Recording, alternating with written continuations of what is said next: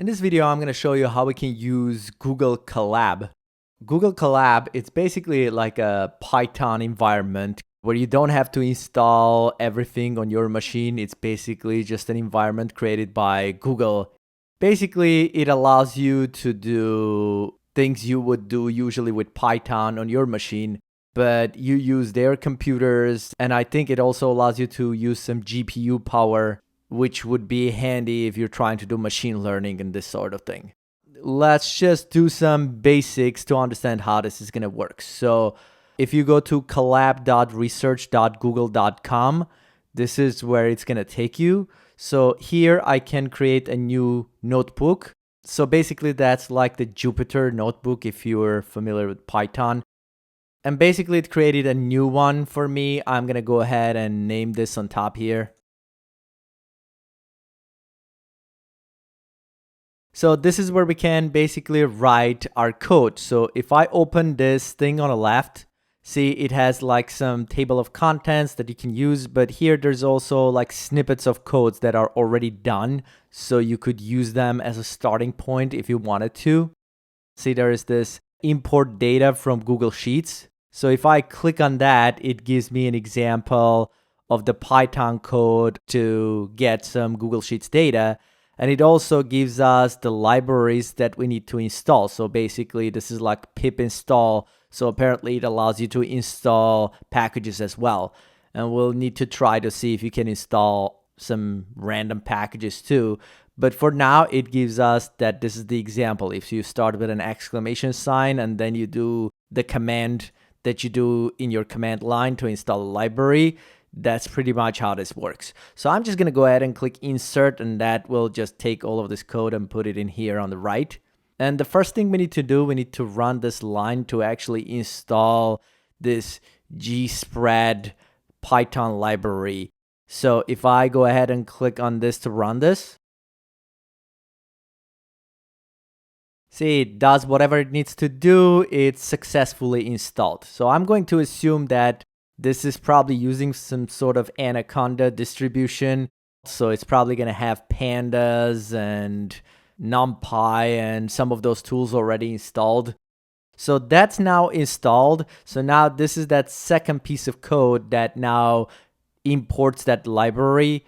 And now we should be able to see that gspread is the library we're actually installing here, and that's what we're going to be using to actually connect and get some spreadsheet information. The only thing we need to do here, see, basically we get the worksheet. So to get the worksheet, we have to basically open the worksheet.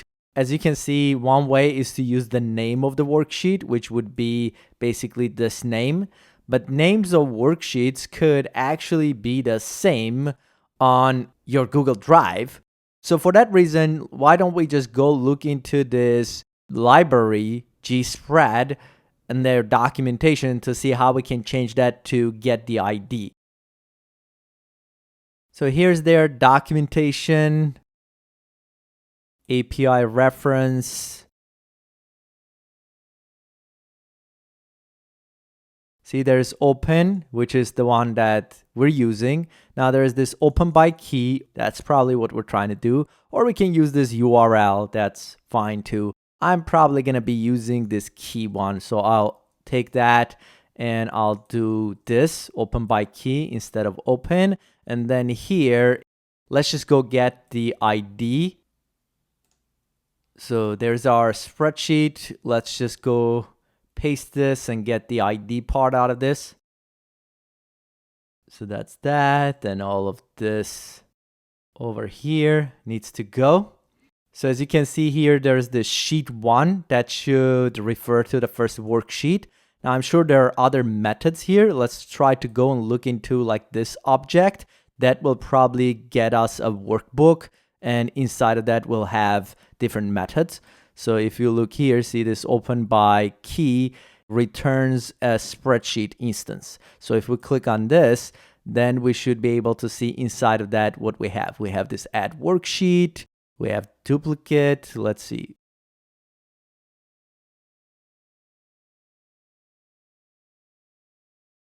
See, worksheet title. That seems to be the one. So I'm going to take this. Now, if you just wanted to get the first worksheet, in this file. See, if you have multiple, you could just say sheet 1, but I want to get this one that says companies. So if these are moved around, I still want to be able to get to the right one. So I'm just going to call this WB for workbook. And then on the next one, we'll do the whole worksheet variable. And I'll just do WS because I don't want to type that. And we'll take that workbook above and we'll do worksheet. And here we're going to give the name of the worksheet we're trying to get, which is this companies. And then it has this get all values. Now this is now going to be WS, not workbook. And then we'll just print the rows. And then they import pandas here and create a data frame. For now, I'm just going to comment these 2 lines. And in Python, the comments are pound keys. So having this, let's try to run this and see how this works out. So again, to run this, I just click on this block of code and I just run this little thing. See, it says, go to the following link in your browser. So this is the way we need to basically give permission. And it says verification code. So I guess we're going to go get some verification code now. So as you can see, we got the code. I'm going to copy that, go to this, and I'm going to paste that verification code in here. Just hit enter key on my keyboard. And it seems like that worked out. So as you can see, that returned that data from that spreadsheet. This is basically the column names. This is the next row. So it's basically a list of lists. Let's now look into that as a pandas data frame. So if I just do this line, so we're going to import pandas as a PD. Then we have this variable and we're creating a data frame using this rows, which is this array of arrays basically we had on top here. So now I can just go here and save this in a variable. So I'll just say df, short for these things are called data frames in pandas. And I'm just going to print that df. Let's just do that and rerun this thing. So that basically gives us that data from the spreadsheet in this format. So some of them don't fit because there are a lot of columns. But if you look here, see that's the column name. This is all of this. Then we have the second column, which is that. Now you can see that it didn't really pick up the column names as the actual column names.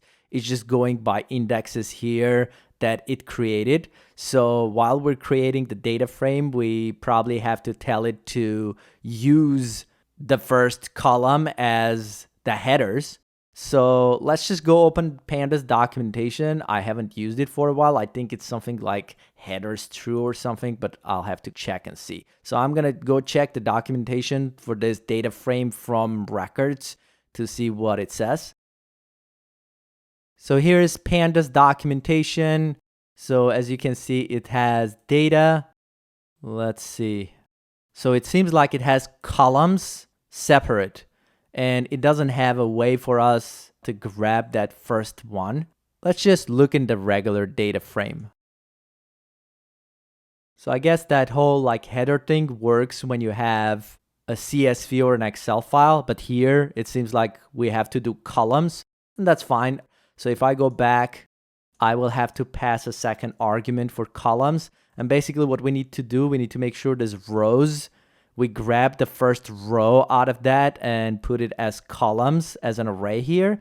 And that should be pretty straightforward. So we can just do rows and then just do 0 to get the first one out of those, which is coming out of this data set. This will be the first line in our list. And then we basically have to make sure we remove that from here so that when we do the rows, it does not include that first row in here. So we should be able to do that in Python using from the first one all the way. So if I wanted the first 5 or from 1 through 6, something like this, you could do that. But right now I want to start from the second row. So it starts from a 0, like in arrays, starting from 0, and then the second is what we want and going all the way through. Let's try to run this and see if that actually works. And as you can see, now I don't have that 0, 1, 2. Now we have actual column names. And this is hopefully the first record we have in our table. There it is. And the last one is 6347, this one. So we can actually see all of them. If you had a very big table, it would probably not display all of them. It would basically truncate some of this data. So I was able to import basically this company's worksheet, get all the values from that worksheet, and then create a data frame in here. We should be able to now write the rest of our code without continuing in this block, so it's separated. I should be able to click on this plus code, and that should add, see, another one. And that should still have all this stuff we did on top in memory, so I can kind of continue building on this. So I should be able to then, now we already have this WB variable on top, so we should be able to now go get another workbook. Let's just copy this part from here and down. I don't need to import pandas again. As a matter of fact, we should probably move this import pandas line over here. I'm going to just copy, not the workbook we already have. I'm just going to copy this much. And I'm going to paste it over here. Now in here, I'm going to create another worksheet. We'll just call it WS. This one will be for this contacts. So I'll do WS contacts. And we'll do the name of the worksheet, which is contacts right there. So now I'm trying to get the data from this one.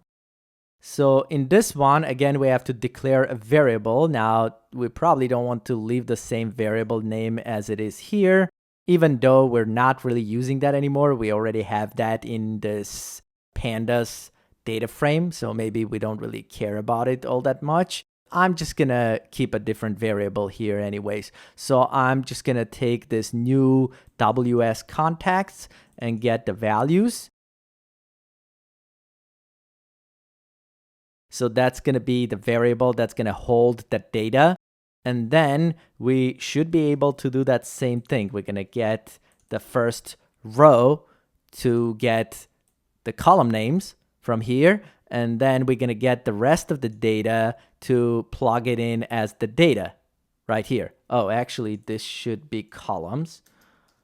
I don't know what I did there. I should be changing this rows part. There it is. So now we're going to save this in another data frame. So I'm going to call it data frame contacts. So I'm going to save this once in a while with Control S or Command S, or you can do File Save. Now, if I run this part, it should already have this part that I ran in a memory. So when you run, you're not running the whole thing all over again. So I'm going to take this and run this and see it was able now to connect to that same workbook that I was connected to. I'm going to get all the values out of it. And now I save it in this DF contacts. Now I should probably call this one something different. DF, probably not the best name. And I'm going to separate this. So I'm going to cut all of that, add another code here, and I'm going to move it over here so that this part is separate from this. Getting the actual workbook is happening here. And this is where you can write some notes for yourself. So you can go here and add this text blocks as well. And I'm going to move that up a little bit to go here. Double click and see here I can say connect to Google Sheets and store it in a variable WB.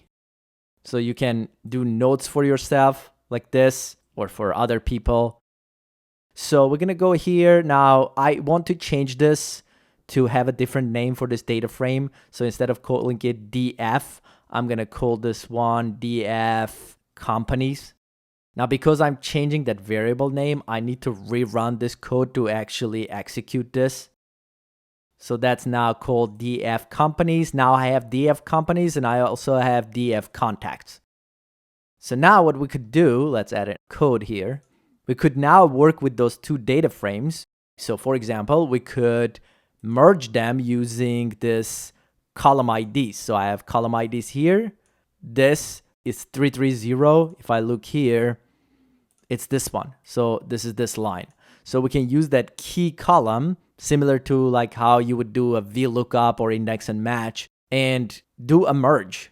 So this would be more like a SQL join, not exactly like a VLOOKUP, but very similar. So what I'm going to do, I'm going to go back here. So we saved pandas in this variable, see PD right here when we import it. So all the methods on that are going to be available on that PD. So if I do dot, autocomplete works here. So there should be like a method called merge here. See, it does merge, then it says the left, the right. So this left and right, that refers to the left and right data frame you're merging together. Then how you want to merge them. See this inner, or you can do outer join, different type of joins. And then on, you can do left on, right on. So there are all these different parameters we can use here. Maybe we should go open the docs. So I'm going to do left and right data frames now. The left data frame will be that DF companies I have, and then I'm going to do comma and do DF, which is the second one. I did contacts. So those are the two data frames I have that I'm trying to join. Then I'm going to do how I'm trying to join it. And that is going to be, for now, let's just do inner. And then we'll talk about differences here. Then what column we're trying to join this to on. Now, in our case, the columns that we're joining them on is this column and this column. Both of them have the same name, COLID. Because both of them have the same name, we should be able to use the on. So I should be able to say, see this on, it says none equals to, and in quotes, I'm going to pass that column name. Let's just try to run this. This will probably create a new data frame. So let's just call it something. So I'm going to run this line. Let's just try to print it out to see what it looks like.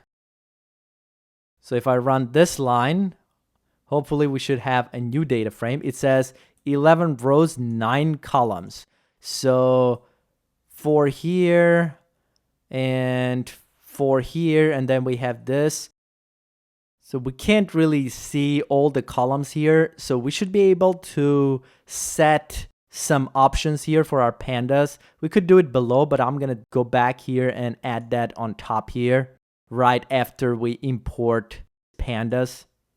So I'm going to do PD dot, and here we should have this set option. See, there is display max columns. So I'm going to say display dot max columns. Let's run this line, and that should value error. So that's not the way you pass this. So let me just go check the docs for this set option. Oh, it should be basically something and a number. None means unlimited. So it looks like what we have to do is do something like this. Let's rerun this. So now let me go back and reprint this and see if that's any better. See, now we have this. Now, because we have a lot of columns, it kind of goes to the next line down like this because it's not able to fit all of them here. But here you can see how we got the company, city, state, which is pretty much what we have here. Company, city, state. We should have the balance. And then you can see we should have the matching name, email, and phone number coming from the other spreadsheet. So the first line here, that's this 3300. So the matching for that 3300 is this Wesley Ross. See this research and development, all of that. So that's the first line here, and that keeps going. See, all the way down here, the department. And then the next one, which is 0085, should be matching this, which it does. This is the second line. So now we should be able, if necessary, write this back to our spreadsheet, this combined thing. So let's just create a new worksheet here. We need to figure out what shape that data needs to be so that we can write this to our spreadsheet. So first of all, I want to go to this GSpread documentation to see what the results need to be like so we can do this. See, the worksheet is going to return instance of this. And then inside of that, in the worksheet, add rows. So that just adds rows. We just want to add data. Append row, append rows. And that accepts probably a list of lists. Now, this is not a bad method to use, but I'm probably gonna move a little below and just use a regular update or something here if it's available.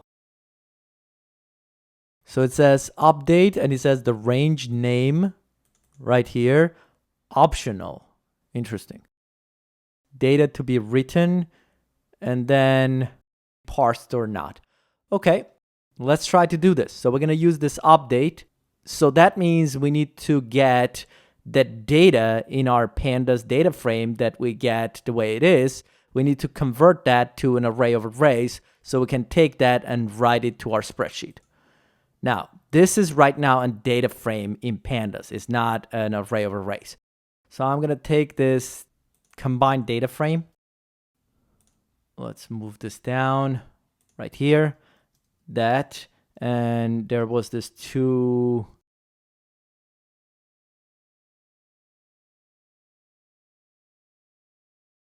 Well, let's try X array and see what that returns, and then we'll figure it out. For now, that's what I'm going to call this. Let's try to print that out and see what it looks like. Probably not what I'm looking for. Let's try to see what else we have here. Let's just do the NumPy for now. So there is a NumPy array. It did not get the headers. Now, we should be able to do now toList on that. Let's try this again. See, now that created a list of lists, but it doesn't have headers. We should be able to just move this all on one line like this. And that gives us a list of lists. If I want to also write the headers together with all of this, then I need to also put some headers on top of this. So this is our df combined. So if we take that and do columns from that, see, that gives us this. Can we convert that to list? Looks like we can. So if I run this, see, that gives us the column names as one list. So let's just call this headers. Run this. So now we want to add these headers on top of this list, basically as the first item of this list. And because we're using Python, that should be pretty much as simple as probably taking this headers. So let's just call this data to write. So we should be able to take our headers and put it inside of probably an array like this. So the structure is the same, and add this list of lists. So let's see if that works. So I'm going to run this, and then I want to just print that out, which is this data to write. So if you look here, we have, this is the first row in this list. Then we have, see, the next one going after this. So we combine them together. So this is where Python is so easy to use when you have to do operations like this. So we got this data to write. Now we have list of lists. At this point, we should be able to use their update method here to write to the worksheet. But first we need to get the worksheet we're writing to, which is this results worksheet. So let's go ahead and add another block here and go grab a couple of lines from our previous things we did here. See, like this, that should give us the worksheet. So I'm gonna call it WS results. And I think that was the name of the worksheet. Yep. Let's use that to get the worksheet. So that should get us the worksheet to a variable. I'm gonna add another block of code here. Now we should be able to take that WS results variable. And on that, there was this, I think, update method. And here we'll have to figure out what we're going to do. See, it says the range, and it said the range was optional. So why don't we skip it for now and see if it just writes to the beginning of the spreadsheet probably. And then it says the second one is values. So values equals, and here I'm going to do this data to write. Just like that. I'm not sure if the rest are optional or not. Well, let's just try to skip them and we'll find out. So I'm going to run this. We got an error. What does it say? Unexpected keyword arguments values. Interesting. All right, so what if we try to just do comma and this? Or maybe we should be doing none there. Let's see. Invalid syntax. So let's try to do none. Let's go check our spreadsheet. Yep. So that was nice. We automatically figured out where it's going to go. Well, actually, they're scripted. We didn't. What I'm curious about is this going to work similar to like the original API from Google Sheets when you just give it a starting point, it just spits the rest of the results out. So if I did something like C2 instead of this none, let's see if we get an error or that just works. So let's go check. So it works the same way. So if we give it a starting point, see, like start writing here, it will basically just write the data going from that point and on, which is great. Now in this case, I really don't want it, but just for clarity, I guess I will add A1, even though we could just do none apparently, and it works. So there it is. So we went from the top here. So basically I import all the libraries here. We get this spreadsheet information. This line I did so that I could see all the columns when we do the print to debug this.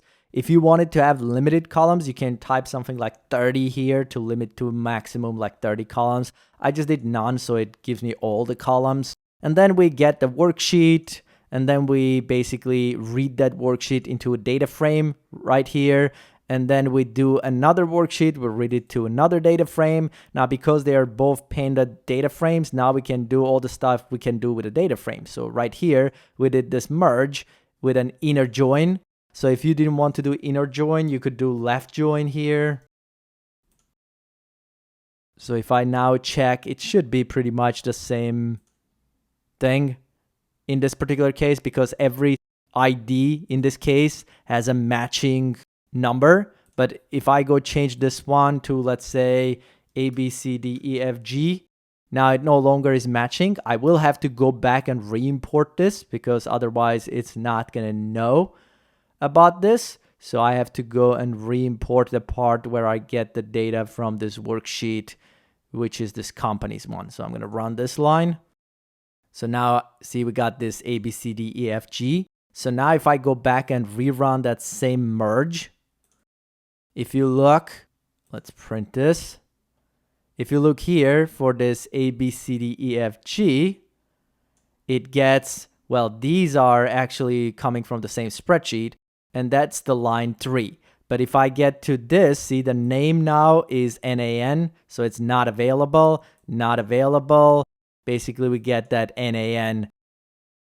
And that's because we're doing the left join. We're basically saying, get me all results from this left table, companies table, and only results from this right table that match, which is kind of similar to VLOOKUP situation you would do. Now, if I do inner, switch it back, and run this print, you'll see that those results that didn't match, they will disappear.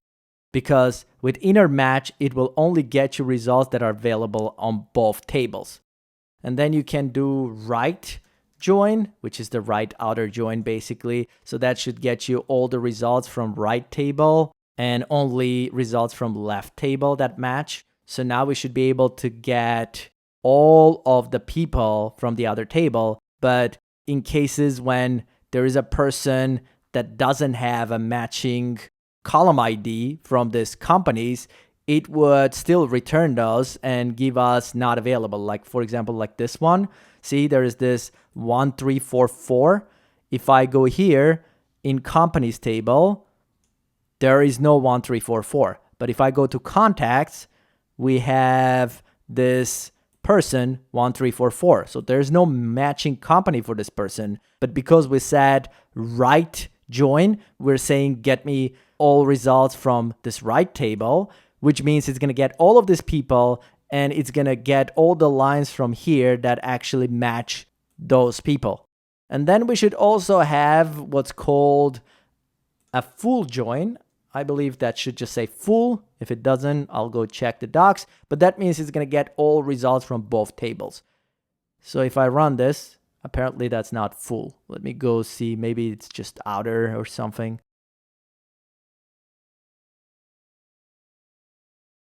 Yep, see, so similar to full outer join. So basically we have to say outer, not full. And I'm going to rerun this. And let's just reprint the results. So now it should be getting us all results from both. So see, like this result, even though there's no company, it's still in here. But it should also have the other result, like this one and this one, even though there's no matching contact. So that's our, what they call outer join, which is like the full outer join. The last thing I'm going to show you here before ending this video is that there are these options for left on and right on. And the reason you might need them is when your data doesn't have the same column name for this matching columns. So let's say this one is called CID and this one in contacts is called contact ID. So now we don't have the same column name. So what we would have to do, well, let me re-import those because otherwise it's going to have it saved. So I'm going to run this one to get the companies with the CID, and then I'm going to run this one to get the contacts. So that's the contact ID. So now when I'm joining this, I cannot say on this because it doesn't exist in both tables. So what you do on left, and the left table, I think it was called CID. See this one? And we're going to do on right for this contact ID. So I'm going to go back in here and do comma on right equals this. So now we should be able to say from the left table from companies, use this, and from this table, use this contact ID column to do the join. So if I run this, got unexpected keyword. Maybe it's called something else. Let me go check. Oh, it's not on left, it's left on right on. Okay, let me go fix that. Let me rerun this. It's not complaining this time. Now if I reopen this, let me just change this to left. If I print this, that should still have all of those, see, records joined together. Now using that contact ID or CID, whatever we're calling, using that as a matching value. Maybe I'll do a few more videos on this, but for this one, that should be plenty of material. Thanks for watching. Please subscribe, and I'll see you in the next video.